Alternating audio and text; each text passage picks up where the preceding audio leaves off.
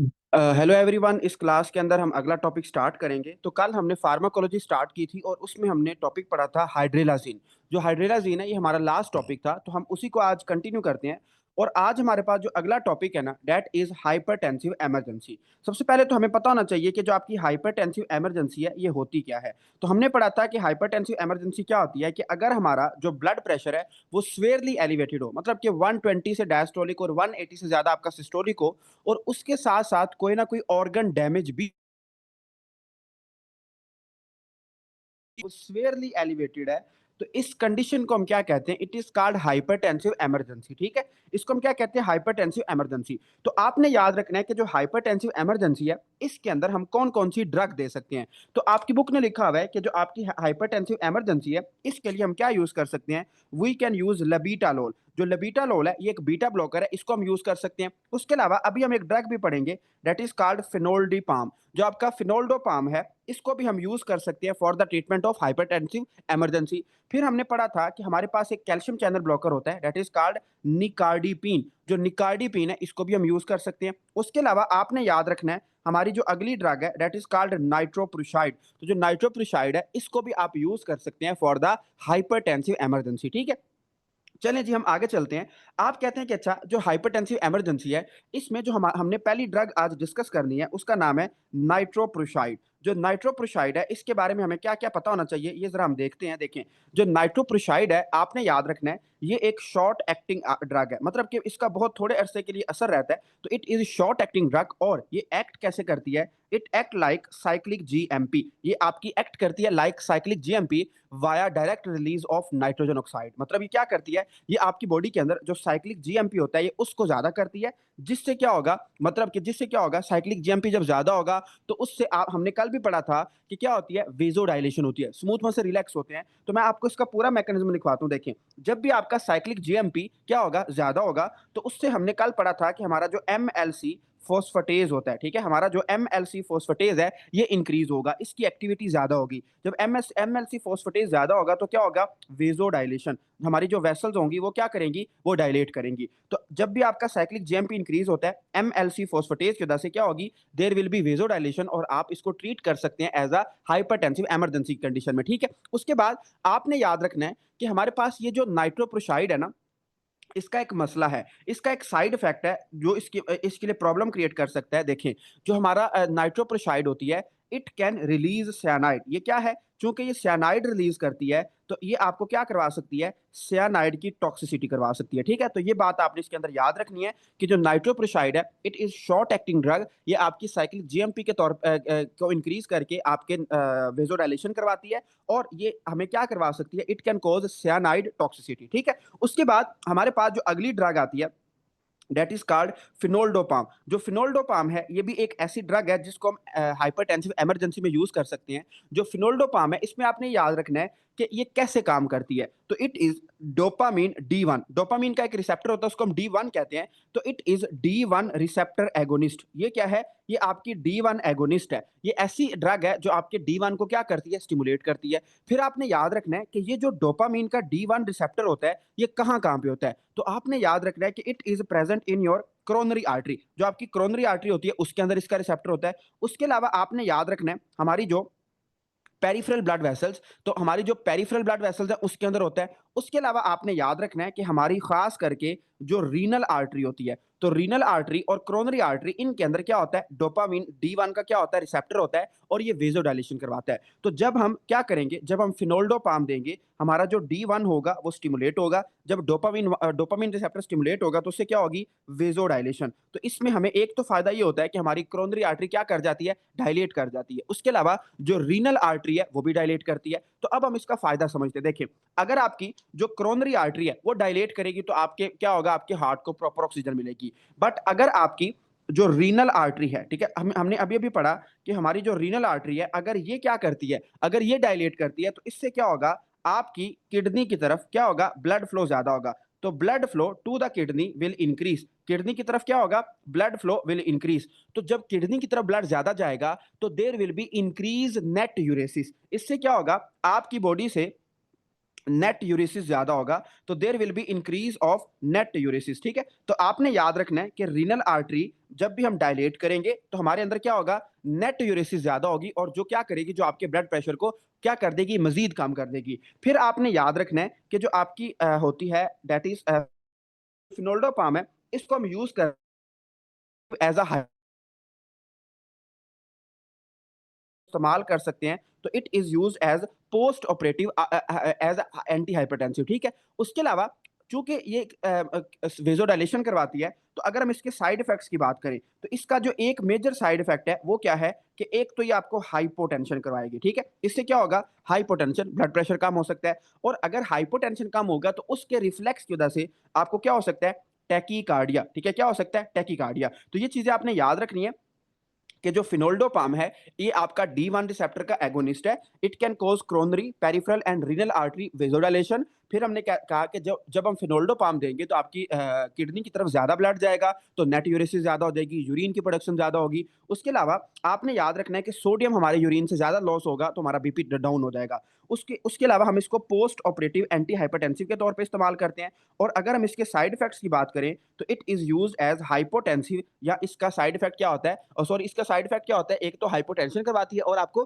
Tachycardia करवाती है, ठीक है। ये चीज आपने याद रखनी है। उसके अलावा अगर आपसे पूछा जाए कि जो पोस्ट ऑपरेटिव हाइपरटेंशन है, मतलब कि ऑपरेशन के बाद अगर आपसे पूछा जाता है पोस्ट ऑपरेटिव हाइपरटेंशन में कौन सी ड्रग हम ज्यादातर इस्तेमाल करते हैं, तो आपने कहना है पोस्ट ऑपरेटिव हाइपरटेंशन के लिए जो हम ड्रग यूज करते हैं दैट इज कॉल्ड एस्मोलोल। इसको हम क्या कहते हैं, एस्मोलोल। ये एस्मोलोल क्या चीज है, it is short acting drug. एक तो ये क्या होती है, एक तो ये शॉर्ट एक्टिंग ड्रग है, और इसका दूसरा फायदा ये होता है कि इट इज इजीली रिवर्सेबल, क्योंकि एक तो हम इसको आसानी से रिवर्स कर सकते हैं, और एक ये क्या होती है, शॉर्ट एक्टिंग ड्रग होती है। तो ये चीज आपने याद रखनी है।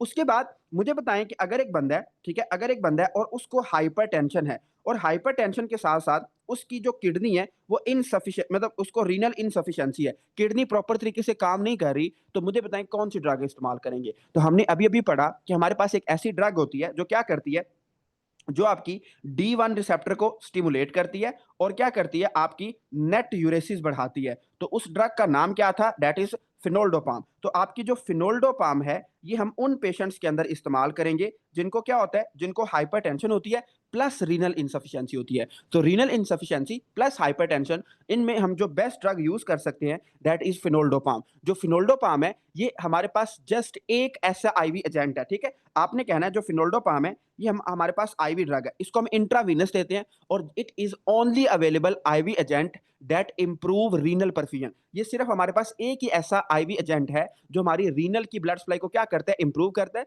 और उसके साथ साथ ब्लड प्रेशर को भी कम करता है। तो इस वजह से जो फिनोल्डोपाम है it is very very important drug, ठीक है। उसके बाद आपने याद रखना है, हमने अभी अभी पढ़ा कि हमारी जो नाइट्रोप्रोसाइड होती है, ठीक है, तो आपकी जो नाइट्रोप्रोसाइड है उसके बारे में भी आपको एक बात पता होनी चाहिए।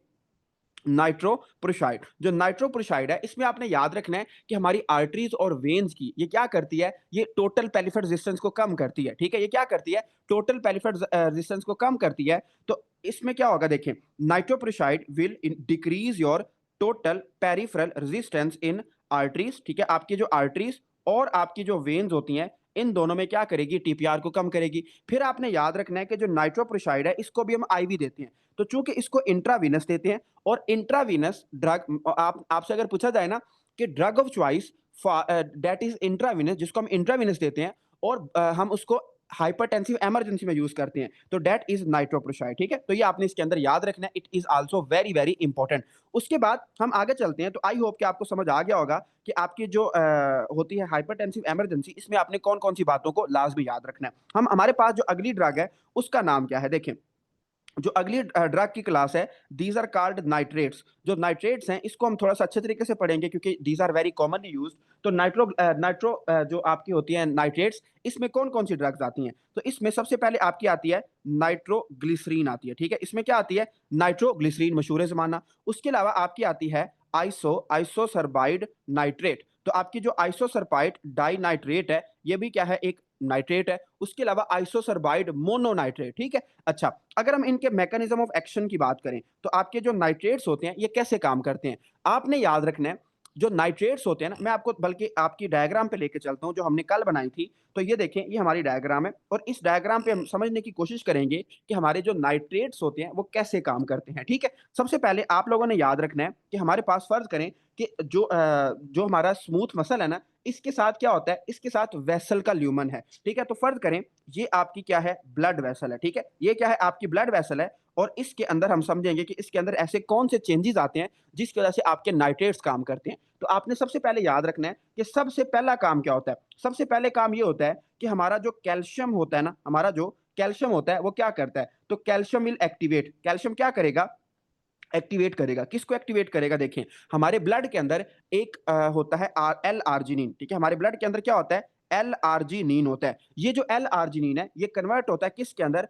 नाइट्रोजन ऑक्साइड के अंदर। किसके अंदर? नाइट्रोजन ऑक्साइड, ये एक गैस है। तो इनकी कन्वर्जन को कौन करवाता है? That is calcium. कैल्शियम क्या करता है? आपके एल-आर्जिनिन को किसके अंदर कन्वर्ट करेगा? नाइट्रोजन ऑक्साइड के अंदर by the help of a enzyme. उस एंजाइम को हम कहते हैं nitrogen oxide synthase, that is called nitrogen oxide synthase. ये जो नाइट्रोजन ऑक्साइड सिंथेज है, ये आपके एल आर्जिनिन जो एक अमाइनो एसिड है उसको कन्वर्ट कर देगा किसके अंदर? नाइट्रोजन ऑक्साइड के अंदर। अब ये जो नाइट्रोजन ऑक्साइड है ना, ये एक गैस है, ठीक है? ये क्या है? एक गैस है। तो ये क्या करेगी? ये आपकी यहां से इस तरह डिफ्यूज करेगी। तो it will diffuse, nitrogen gas क्या करेगी? डिफ्यूज करेगी और किसके अंदर आ जाएगी? आपके स्मूथ मसल के अंदर आ जाएगी, ठीक है? तो फर्ज करें, जस्ट मैं समझाने के लिए आपको बता रहा हूँ कि जो आपकी नाइट्रोजन ऑक्साइड है वो किसके अंदर आ गई है? वो आपकी आ गई है स्मूथ मसल के अंदर। उसके बाद ये जो नाइट्रोजन ऑक्साइड है, इट विल स्टिमुलेट, ये क्या करेगी? ये आपकी स्टिमुलेट करेगी। किसको स्टिमुलेट करेगी? गवानाइलाइट, ठीक है? इसको हम क्या, हमने कल भी पढ़ा था,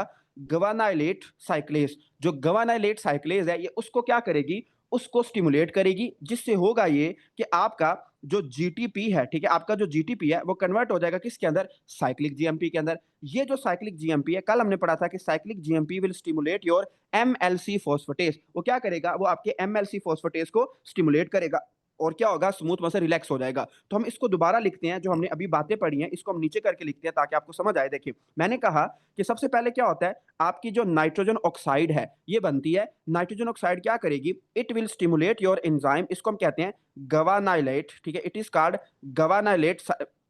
इसको हम क्या कहते हैं? गवानाइलेट साइक्लेज। ये जो आपका गवानाइलेट साइक्लेज है इसको स्टिमुलेट करेगी। जो गवानाइलेट साइक्लेज है ये क्या करेगा? ये आपके जो आपका जीएमपी या जो जीटीपी है, ठीक है? जीएमपी और जो जीटीपी है, इन दोनों को ये कन्वर्ट कर देगा किसके अंदर? साइक्लिक जीएमपी के अंदर। किसके अंदर? साइक्लिक जीएमपी के अंदर। ये जो साइक्लिक जीएमपी है, हमने अभी अभी पढ़ा कि ये जो साइक्लिक जीएमपी है ये क्या करेगा? Then it will stimulate your MLC phosphatase. ये क्या करेगा? आपके एमएलसी फॉस्फेटेज को स्टिमुलेट करेगा। ये जो एमएलसी फॉस्फेटेज है ये क्या करेगा? ये आपके स्मूथ मसल की रिलैक्सेशन कराएगा। ये क्या करेगा? स्मूथ मसल की रिलैक्सेशन कराएगा। तो हमारा जो नाइट्रेट्स हैं वो कैसे काम करते हैं? They also increase the level of cyclic GMP, जिससे क्या होता है? स्मूथ मसल की रिलैक्सेशन होती है, ठीक है? ये चीज आपने इसके अंदर याद रखनी है। उसके बाद आप कहते हैं कि अच्छा, जो हमारे नाइट्रेट्स होते हैं इनका मैकेनिज्म तो हमें समझ आ गया, बट इसके अंदर हमने एक बात पढ़ी थी, जो मैंने आपको जब फिजियोलॉजी पढ़ाई थी मैंने ये बात समझाई थी कि हमारे पास जो नाइट्रेट्स होते हैं ना, दीज आर मेजरली वीनोडाइलेटर। इनका ज्यादातर जो इफेक्ट होता है वो किसके ऊपर होता है? वेन्स के ऊपर होता है। तो दीज आर वीनोडाइलेटर, तो they are more venodilator as compare to arteriodilator, ठीक है? तो आपने याद रखना है कि दीज आर मोर वीनोडाइलेटर, ये ज्यादातर आपकी वेन्स को डायलेट करते हैं एज कंपेयर टू आर्टरीज, ठीक है? तो इसमें एक ये पॉइंट छोटा सा आपने याद रखना है कि these are venodilator as compare to arteriodilator. फिर आप मुझे ये बताएं कि ऐसी जो भी ड्रग होती है जो आपकी वेन्स को डायलेट करती है उसको हम क्या कहते हैं? तो हमने कहा था कि जब भी हमारी वेन्स डायलेट होती हैं तो हमारा जो प्री लोड होता है ना, ठीक है, हमारा जो प्री लोड होता है वो डिक्रीज हो जाता है। देखिए, मैं आपको याद करवाता हूँ, मैंने कहा था हमारे पास एक ड्रग है दैट इज कॉल्ड हाइड्रिलाजीन, जो हमने कल पढ़ी थी। हाइड्रिलाजीन क्या करती है? आपके आफ्टर लोड को कम करती है। ये क्या करती है? आपके आफ्टर लोड को कम करती है। फिर हमने पढ़ा था कि आपके जो सेकंड ड्रग होती है दैट इज कॉल्ड नाइट्रोग्लिसरीन। जो नाइट्रोग्लिसरीन है ये क्या करती है? It will decrease your preload, ये आपके प्रीलोड को कम करती है, ठीक है? क्योंकि ये वीनोडाइलेटर है। अच्छा, उसके बाद हम आगे चलते हैं। आप कहते हैं कि अच्छा ये तो हमें समझ आ गया है, तो what is the clinical use of nitrates? Nitrates का क्लिनिकल यूज क्या होगा? तो आपने देखा होगा जो नाइट्रेट्स है इसको हम सबलिंगुअल यूज करते हैं for the treatment of stable angina. तो स्टेबल एंजाइना में हम इसको यूज कर सकते हैं। उसके अलावा एक्यूट क्रोनरी सिंड्रोम में यूज कर सकते हैं।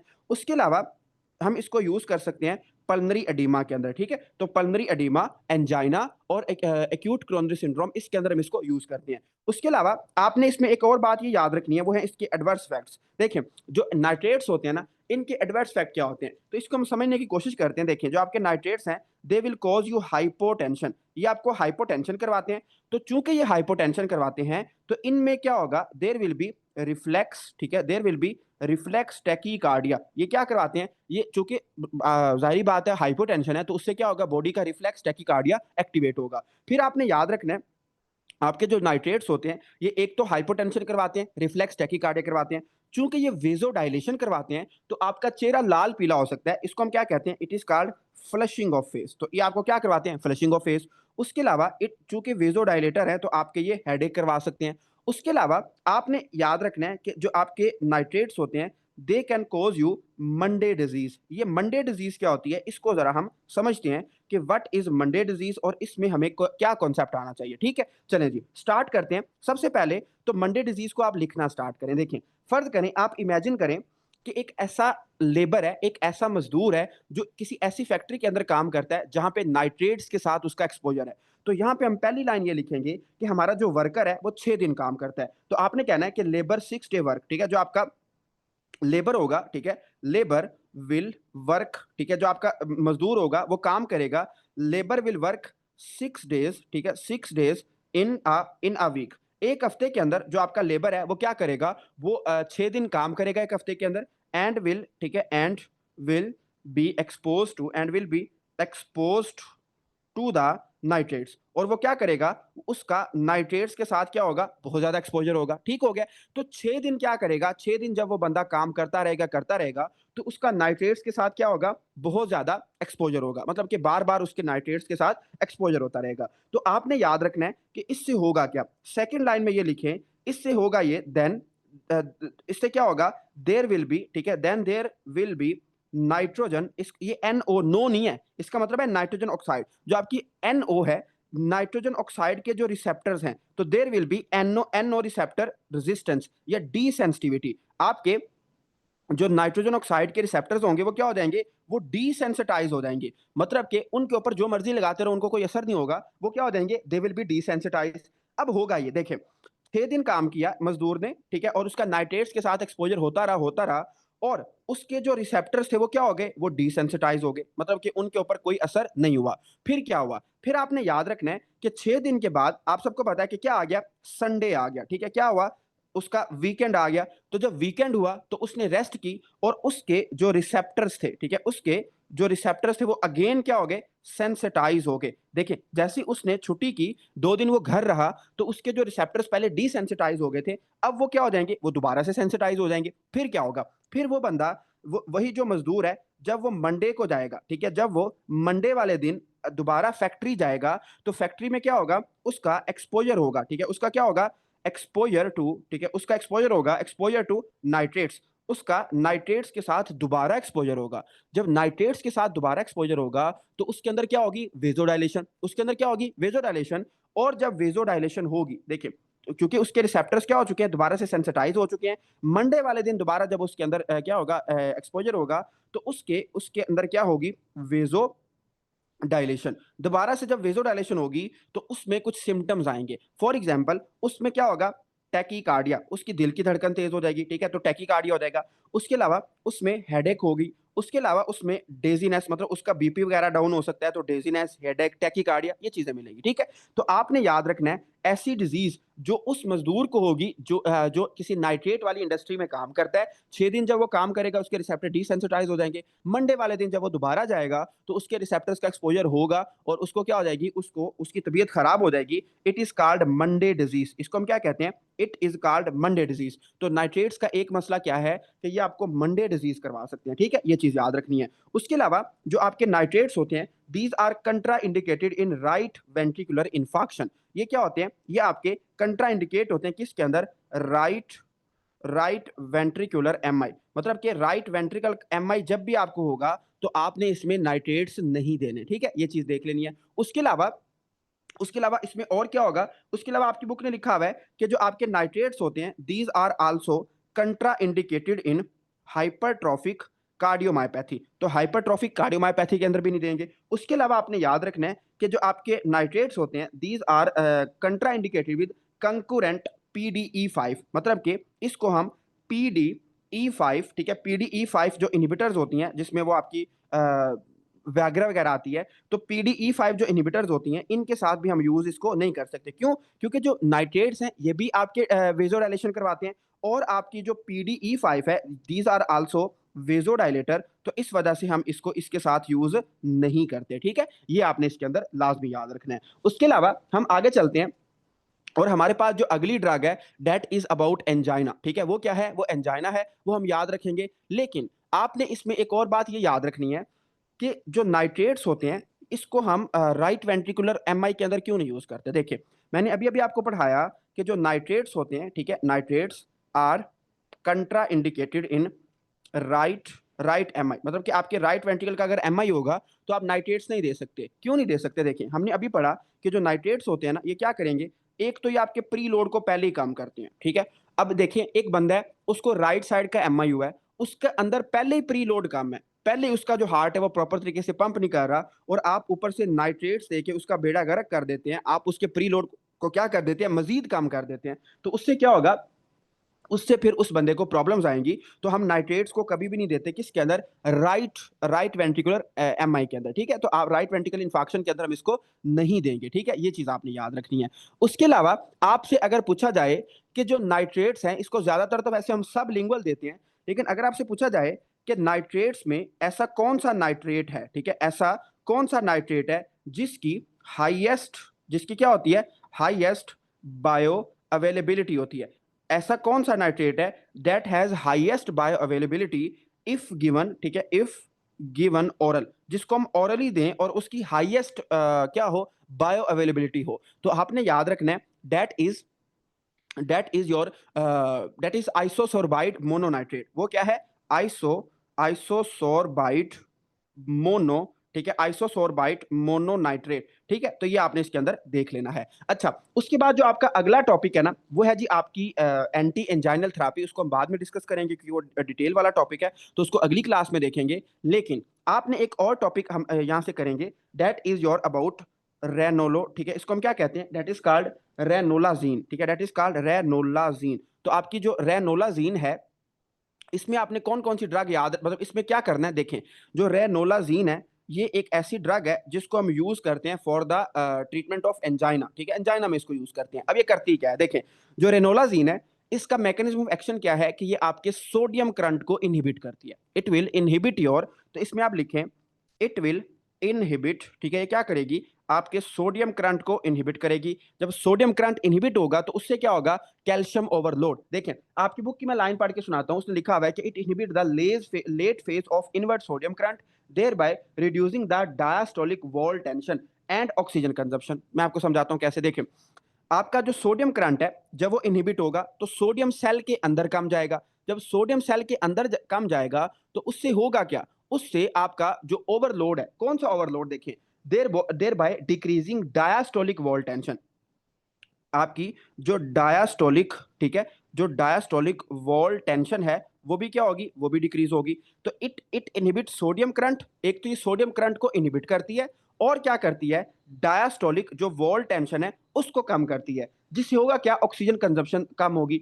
और इसका फायदा ये होता है कि जो रोनेलाजीन है ये आपकी इट डू नॉट इफेक्ट, ये अफेक्ट नहीं करती, किसको इफेक्ट नहीं करती, heart rate and blood pressure. ये आपके हार्ट रेट और ब्लड प्रेशर को कुछ नहीं कहती, जस्ट ये आपके सोडियम चैनल जो लेट सोडियम करंट होता है ये उसको इनहिबिट करती है। अच्छा, उसके बाद अगर हम बात करें कि इसके क्लिनिकल यूज क्या होंगे, तो आपने याद रखना है, अगर कोई बंदा है और उसको उसको एंजाइना है, हम उसको मेडिसिन देते हैं, फिर एंजाइना हो जाता है, फिर मेडिसिन देते हैं, फिर हो जाता है। तो अगर एक बंदा है उसको क्या है, उसको रिफ्रैक्टरी एंजाइना है, ठीक है, उसको क्या है, रिफ्रैक्टरी एंजाइना है, तो जो बेस्ट ड्रग हम यूज कर सकते हैं दैट इज रेनोलाजीन। वो क्या है, वो रेनोलाजीन है। लेकिन आपको पता है कि हर चीज के साइड इफेक्ट्स भी होते हैं, तो इसका फिर साइड इफेक्ट क्या होगा, इसका जो साइड इफेक्ट होता है दैट इज कॉन्स्टिपेशन। ठीक है, ये आपको एक तो कब्ज करवाएगी, उसके अलावा हेडेक। ठीक है, तो मतलब ये तो इसका माइनर साइड इफेक्ट है, लेकिन इसका जो मेजर साइड इफेक्ट है वो क्या है कि it can cause QT prolongation. ये आपके क्यूटी इंटरवल को क्या कर सकती है, प्रोलोंग कर सकती है।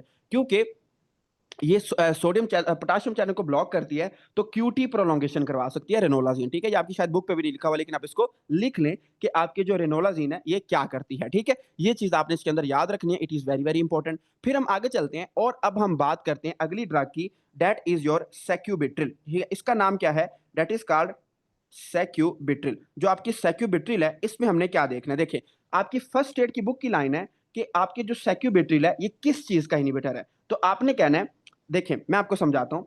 ये एक ना हमारे पास एंजाइम होता है, उसको हम कहते हैं नेप्रेलिसिन, उसका ये इन्हिबिटर है। और नेप्रेलिसिन क्या करता है? ब्रैडीकाइनिन और नेट्यूट्रिक पेप्टाइड और एंजियोटेंसिन 2 सब्सटेंस भी इनकी ब्रेकडाउन करवाता है। देखिए, आपने याद रखना है आपका नेट यूरिट्रिक पेप्टाइड, ठीक है? आपका नेट यूरिट्रिक पेप्टाइड, उसके अलावा जो आपका ब्रैडीकाइनिन है, ठीक है? ब्रैडीकाइनिन, इन सब की जो बंदा ब्रेक डाउन करता है, ठीक है? इन सब की जो बंदा क्या करता है, इनको ब्रेक करता है, उसका नाम है नेप्रेलिसिन, दैट इज कॉल्ड नेप्रेलिसिन। जो नेप्रेलिसिन है वो क्या करता है? वो इनकी ब्रेक डाउन करता है। अच्छा, अब आप कहते हैं कि ये जो नेप्रेलिसिन है, इसको इनहिबिट करने वाली कौन सी ड्रग है? तो निप्रेलिसिन को इनहिबिट करने वाली हमारे पास जो ड्रग है, दैट इज कॉल्ड सेक्यूबिट्रिल। इसको हम क्या कहते हैं? सेक्यूबिट्रिल।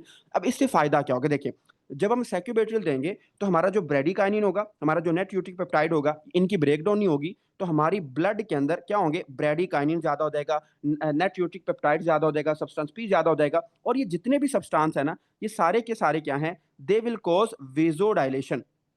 ये क्या करवाते हैं? ये वेज़ोडाइलेटर हैं। तो चूँकि आप जब सैक्यूबिट्रिल देंगे तो आपका ये एंजाइम इन्हिबिट हो जाएगा। इससे क्या होगा? इन सब्सटेंस की लेवल आपकी बॉडी में ज़्यादा होगा, तो दीज़ ऑल आर वेज़ोडाइलेटर। ये सारे के सारे क्या हैं? वेज़ोडाइलेटर हैं। तो यही तो हम चाहते हैं। तो इसका फिर हम कहाँ पे यूज़ करेंगे? तो आपकी जो सैक्यूबिट्रिल है, इसको हम यूज़ करते हैं, आपकी बुक में भी लिखा हुआ है, it is used in combination with valsartan to treat heart failure with reduced ejection fraction. देखिए, मैं आपको समझाता हूँ।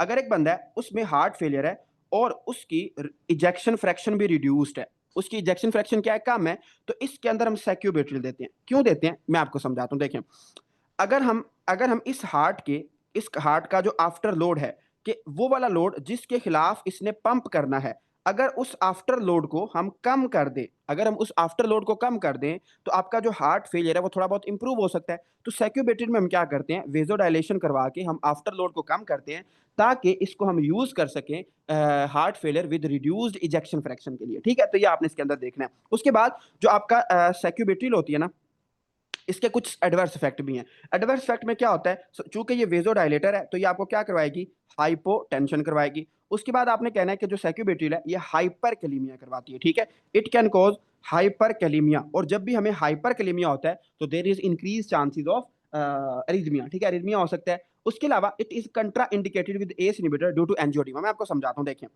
आपने याद रखना है, आपकी जो एस इनहिबिटर्स होती हैं, ठीक है? एस इनहिबिटर्स वाली ड्रग्स और आपकी जो सैक्यूबिट्रिल है, ये दोनों क्यों मतलब इकट्ठी नहीं हम दे सकते? देखिए, आपने कहना है ये दोनों ड्रग्स ना एक इकट्ठा काम करती हैं। ये दोनों क्या करती हैं? They increase bradykinin. ये दोनों क्या करती हैं? हमारी बॉडी के अंदर जो ब्रैडीकाइनिन है उसको ज्यादा करती हैं। अब ये जो ब्रैडीकाइनिन है, ये क्या है? एक तो वेज़ोडाइलेटर है, और हमें क्या करवाता है? एक तो ये एंजियो एडिमा भी करवाता है, ठीक है? एंजियो एडिमा, ठीक है? तो अब देखें, अगर एक बंदा है, उसको एस इनहिबिटर यूज कर रहे हैं और साथ सैक्यूबिट्रिल भी यूज करेंगे, तो उसके अंदर ब्रैडीकाइनिन ज्यादा हो जाएगा, जिससे क्या होगा? उसको एंजियोडेमा होगा और उसको हो सकती है कफ हो सकती है। तो आपने अक्सर सुना होगा, जो लोग एस इनहिबिटर यूज करते हैं उनमें ना ड्राई कफ हो जाती है। ड्राई कफ क्यों होती है? ड्यू टू दिस मैकेनिज्म, क्योंकि उनका ब्रैडीकाइनिन ज्यादा होता है और उनको ड्राई कफ हो जाती है, ठीक है? तो एंजियोडेमा की वजह से उनमें क्या हो सकती है?